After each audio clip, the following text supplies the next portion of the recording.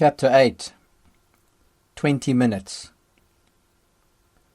Still dazed, I sat on the floor beside my dear friend Peter Swart on the night Charleen died.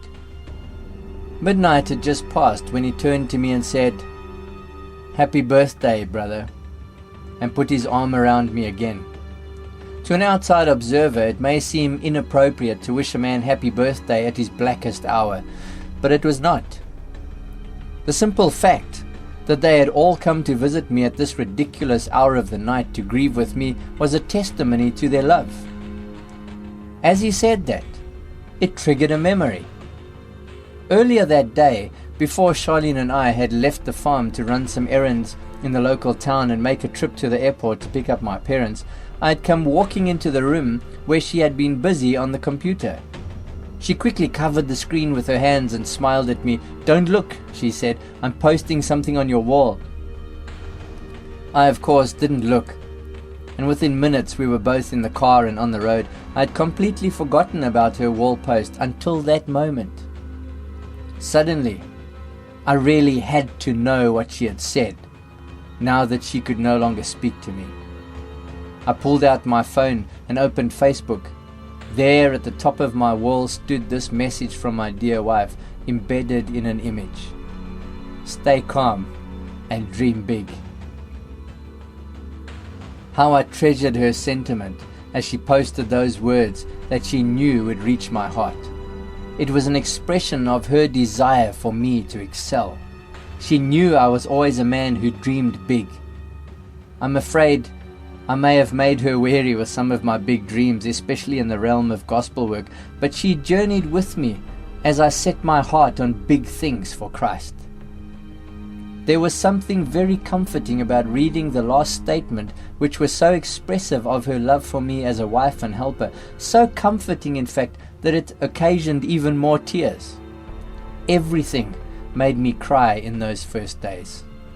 Memories of what had actually happened seemed so ethereal. I could still see her precious last minutes playing and replaying on the big screen of my memories. It was very unusual for Charleen to be unwell. The only time I had ever had to take her to see a doctor, apart from the doctor's visits associated with the birth of our 2 children, was for a minor ailment within the first 2 years of our marriage. When I took her to the dentist for a checkup, he told me to rather use the money I would have spent on her teeth and take her out for a treat. She didn't even have a single filling. Neither could the optometrist find a problem with her eyesight.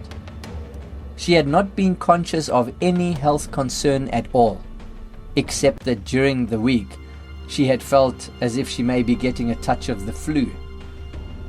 Even that she treated with antibacterial throat spray and our usual natural remedies.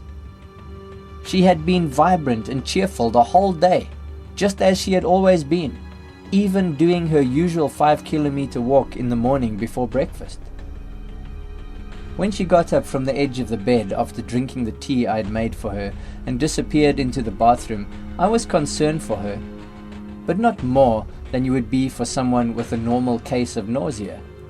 I felt sorry for her when I heard her throwing up, and my level of concern increased. My mind drifted to the medicines we had available in the house that would help her with her nausea. Fortunately, I made sure we always had a supply of these basic aids. I gave her some privacy and waited for her to come out. After I heard the toilet flush and the water at the hand basin running, the door handle turned and her form emerged from the doorway. She walked toward me, and I could see some small beads of sweat on her forehead. That was understandable. She had just run the bath before she had gone into the bathroom, and it was steamy in that closed environment. She smiled as she sat down beside me on the bed, but I could see she was not feeling well at all. I put my arm around her and could immediately feel she was sweating all over her body. "Are you all right, honey?" I asked, looking into her now pale face. "I'll be all right," she replied, sounding only slightly breathless. "I just need to sit down for a while." She spent hardly a minute in my embrace when she became visibly uncomfortable and stood up again. She walked toward the lounge. As she left the bedroom, I went to the cupboard to get my blood pressure cuff, stethoscope and a thermometer. Now I was becoming significantly concerned.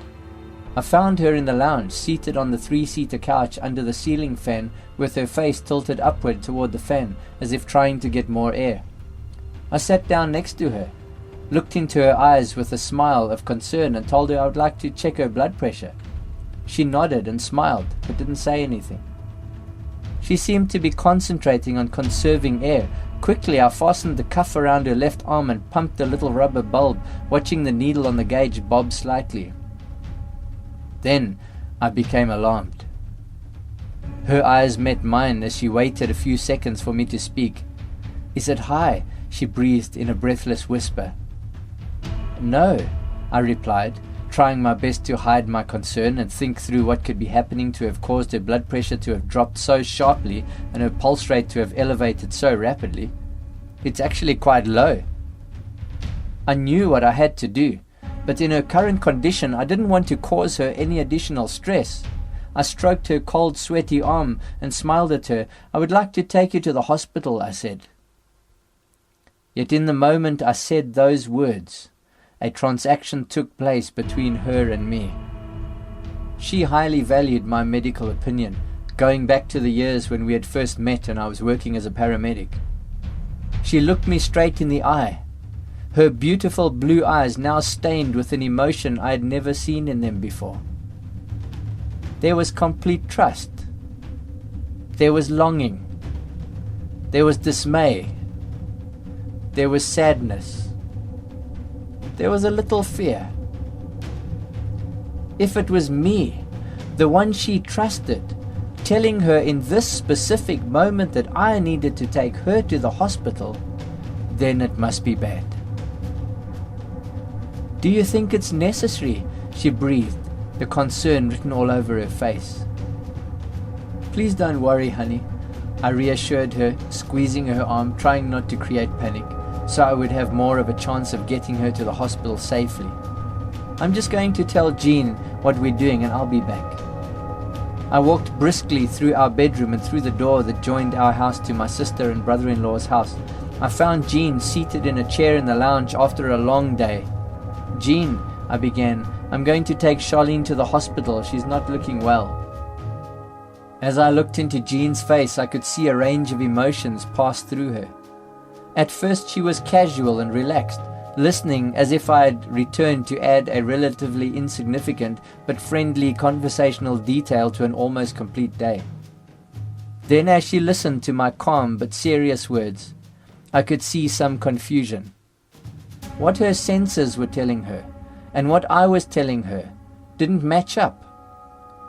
It had not even been half an hour earlier that Charleen and I had stepped out of her house in good spirits and seemingly perfect health. It seemed she thought there was a catch in what I was saying. Then by the time I finished that first sentence, I saw a deep concern tinged with fear and a longing to do whatever she could to help me. "What can I do?" she said immediately, almost before I'd even finished my initial sentence. "You can communicate with Pa and tell him what's happening," I said while turning to leave. She sprang into action and followed me through the house. Charleen had gone from the couch in the lounge to the bedroom to empty her bladder before this trip. I quickly picked up my car keys, unlocked the house, reversed the car out from under the carport to the front door of the house, and then walked briskly toward the front door to aid my dear wife to the car. Before I reached the door, she came out, leaning heavily on Jean and Charisse, and made her way to the front passenger seat. She sat down and rested her head backwards on the headrest, looking very uncomfortable. Charisse, our eldest daughter, then 16, leaned in and embraced her. "I love you, Mommy," she said. "I love you too, Reese." Charleen breathed back and smiled into her face. I couldn't spend any more time there. I closed the passenger door, and as I was striding around the driver's seat, I called over the car roof and the sound of the idling engine, "I'm going to Cosmos." Cosmos was the name of the hospital in the town of Witbank, approximately 60 kilometers from the farm. I knew I would have to drive quickly to get there in time, and that is just what I did. Someone had already opened our driveway gate for me, so I would only have to open the main gate at the entrance to the farm. I didn't realize it until a few days later, but Jean had foreseen that I would have to waste more time by opening the main gate, and she had sprinted toward the gate in order to open it before I got there. I didn't see her in the darkness in my rearview mirror, straining her body in desperation to help. I arrived at the gate far ahead of her, leaving her in a cloud of dust, opened it, and surged out onto the sand road. The sand road is treacherous. Over the years I've lived in this valley, it has claimed the lives of many drivers who underestimate it. I knew I had to pass over the 13 kilometers between the farm and the tar road in safety in order to help Charleen. Also, I didn't want to drive recklessly and cause her unnecessary anxiety. So I steered and accelerated smoothly, yet reached speeds that I would not normally reach on that road. Rounding the first bend and then dropping down over the single vehicle bridge over the Wilge River, I accelerated briskly up the steep slope on the far side, approaching a sharp bend. Just as we reached the sharp left-hand bend, she sat forwards in her seat, throwing off the seatbelt and tugging at the clothes around her neck. "Open the window," she puffed breathlessly as she fumbled the controls on the door, trying in vain to find the switch to open the window. So sweet was she, that even as those words were coming out of her mouth, she seemed to have realized that she may have spoken them too directly to me, and after only a pause of about 2 seconds, she added, "Please," and attempted a smile. I was driving slowly around the sharp corner because the road there is very bumpy, scarred by soil erosion grooves, and also vehicles sometimes appear unexpectedly from the opposite direction. I opened her window, knowing that I would soon have to close it. If not, as soon as I got up to speed again, the car would fill with suffocating dust, which would not help her at all. I turned the car's interior fan on to full, and then, as I accelerated, I closed her window. As the window pressed closed, I realized she was breathing much more quickly. Slipping the car into top gear, I reached over and held her hand as we sped over rough terrain, through the darkness, drawing a billowing plume of dust behind us. Storm clouds had been gathering in the sky that evening, and were now issuing random flashes of lightning.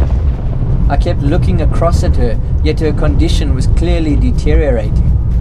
"I'm sorry you're feeling so unwell, honey," I said to her, squeezing her hand. She turned to me and smiled. "It's okay," she puffed. I could see it took a lot of effort for her to speak, so I didn't want to tax her by engaging her in conversation. Oh, how I longed to be able to help her, or do something for her. I was afraid that she was having a heart attack, and that at any moment she may arrest, and given her condition there would be nothing I could do to save her. We had discussed most things, including this, in the years before this moment. We both knew that we had made a commitment to each other, that if either of us ever needed to be resuscitated, we chose not to be resuscitated. As a paramedic working out of the busiest ambulance station in the southern hemisphere, I had performed countless hopeless resuscitations. Not even a single case was successful. There was one incident where I had resuscitated a man who had died in my presence from an asthma attack. Yet he had died again 2 days later from the condition that had killed him in the first place. We both agreed that we would show our love for the other in this way. If either of us had the opportunity to enter glory, we would love each other enough to let the other go. Still holding her sweating hand, I turned to her and said, "Honey, I love you." Even though I had spoken these words to her more times than can be counted, they still had meaning between us, and especially on that night, as we both faced a tragedy, the outcome of which seemed more and more obvious with every passing moment. "I love you too," she replied immediately, gasping the words. She was now panting like a dog in the hot sun, rapid, shallow breaths. And then suddenly, There was silence. Oh, the grief of those moments. As she fell backwards with her head between the headrest and the doorpost, I will never be able to describe. "Honey," I said, squeezing her hand and then shaking her gently. It felt as if I was speaking to myself. I suddenly became aware of the eerie sense that I was alone in the car. My dear wife was no longer with me. Those had been our final words to each other. At that moment, my phone rang. It was my dad. He had heard that I was on my way to the hospital with Charleen. Because we have 2 medical doctors living in the valley, he had it in mind that I should go to one of them for help to save me the trip to the hospital in Witbank. I said, "If they can help me, it's going to have to be right now." Without wasting time, we ended our call and I turned right off the sand road into the driveway of a share block residential farm named Hefziba.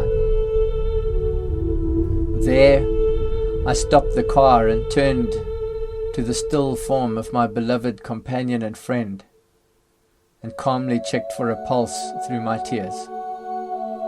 "Honey," I said a few more times, shaking her tenderly, hoping against hope that I was somehow misinterpreting this obvious scene.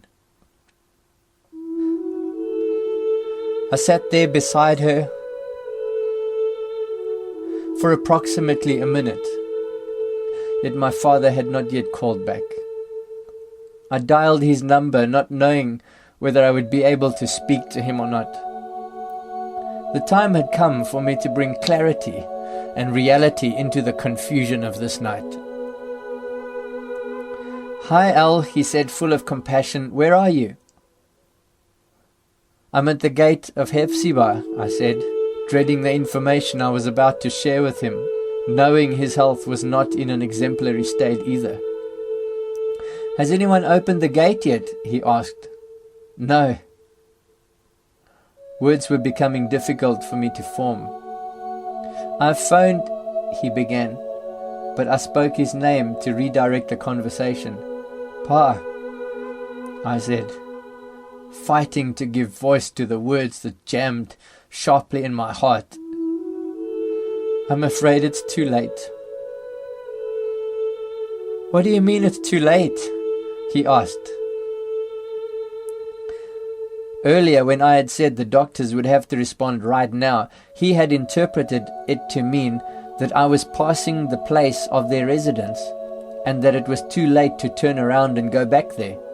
So now he wanted to know what I meant by too late. "Pa, I'm afraid Charleen has died." The sound of those words passing my lips in that quiet car alone in the darkness had a devastating effect on me. Wind blasted across the sand road, whipping up clouds of dust that swirled across in front of my headlights. The car's engine was still idling. I adjusted the speed of the interior fan. She wouldn't be needing all of that air anymore. "Hey, my boy, no," came his stunned reply. "How?"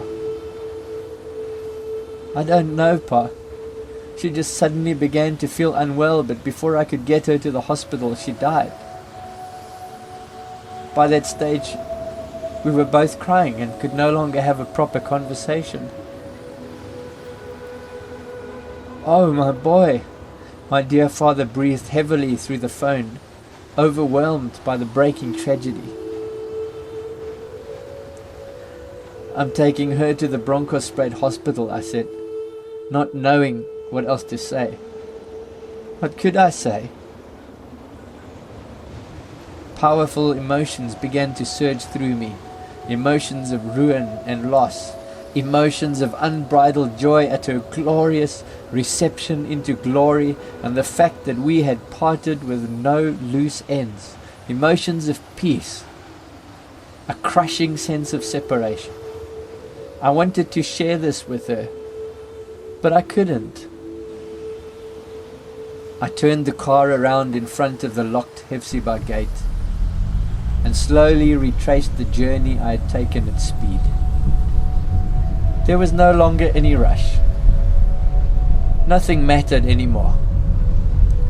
There was no longer any need to get to Cosmos Hospital in Woodbank, 60 kilometers southeast of the farm, where I would have received the best medical help available in the area. Now I could drive slowly to Bronkhorstspruit Hospital, 40 kilometers to the southwest. The quality of medical attention was no longer an issue. I could go to the closer hospital. I can only describe my state as I drove through the storm that night as numb agony. I thought of our dear daughters at home, 10 and 16 years old, and I knew that within minutes the news would reach their ears. I wanted to have the opportunity to speak to them before the devastating news came down upon them from the mouths of others.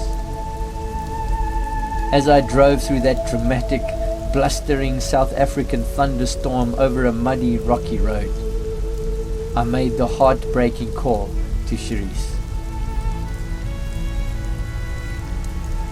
To understand something of the shock of that night, you must realize that from the time Charleen set down her cup of tea and said that she was feeling nauseous, until the time I looked at the clock to take note of her exact time of death, an old habit from working in the medical field, was only 20 minutes. 20 life-changing minutes. 20 shocking minutes. From there I drove for close to an hour to reach Bronkhorstspruit Hospital to deliver her body. To add to my hurt, I was treated with suspicion at the hospital by the doctor on duty. She questioned me in an abrupt way, trying to catch me out in the details of my story, making me relate the events repeatedly. It is a standard procedure to open a police docket in the case of a death such as this. Yet to this procedure, she added her accusation.